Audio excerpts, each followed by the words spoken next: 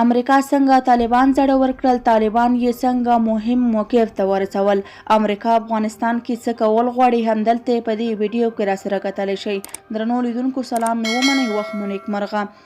امریکا طالبان زړور کړل او افغانان یې د روان بس ټایرونو ته وویشتل.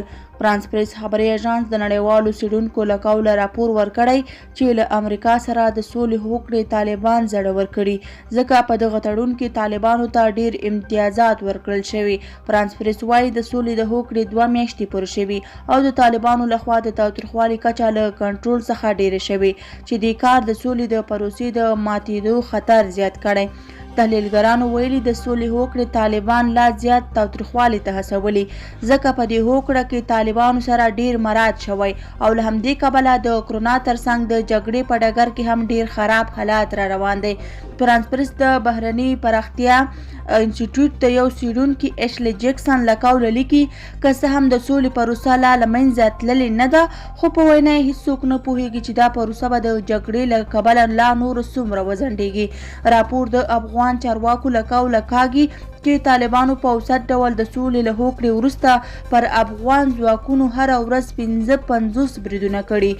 راپور وایي امریکا له طالبانو سره هوکړه کړې چې له کوم عمومي اوربند پرته به دوی خپل ځواکونه له افغانستان څخه باسي، چې په اړه یې له جمهوریت څخه دفاع فکري مرکز غړی بیل روګیو وایي طالبان دې خبرې ډاډه کړي چې ګواکې دی د اشغال د خاتمې تړون لاسلیک کړی، نه دا چې د سولې راوستلو. امریکا له افغانستان څخه وتل غواړي، ځکه چې د طالبانو ټولې غوښتنې منلې دي.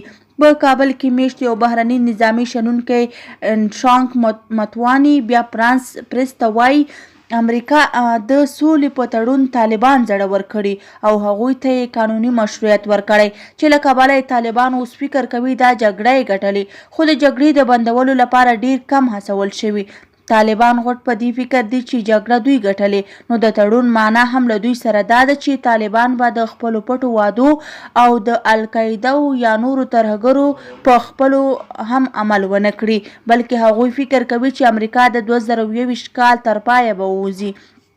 د امریکا د مشارکتي انسټیټیوټ غړي مایکل روبین هم وایي چې ټرمپ په هر حالت کې افغانستان پرېښودل غواړي او دا د سولې هوکړه نه ده، بلکې یوازې له افغانستان څخه د امریکایانو د وتلو هوکړه شوې. دا هوکړه داسې ده چې لکه افغانانو د روان بس ټایرونو ته وغورځول شي، چې امریکا یې پروا نه لري. دا په داسې حال کې ده چې طالبانو ویلي تر څو یې 15,000 جنګیالي خوشي نشي، دوی تاوتریخوالی نه کموي، نه هم د سولې له مذاکراتو ته کینی. فرانس پریس د نوم نه اخیستلو پرته د یو طالب چارواکي له قوله ویلي چې د غني حکومت د طالبانو حوصله ازمایل غواړي، خو کابل باید پوه شي چې طالبان لا ستړي شوي نه دي، بلکې لا هم جنګیږي او جګړې ته چمتو دي. دا و زموږ د نن ورځې ویډیو. که مو ویډیو خوښه شوې وي نو زموږ ویډیو لایک او زموږ چینل سبسکرایب کړئ. له توجه څخه مو نړۍ مننه. تر بیا ښې چارې.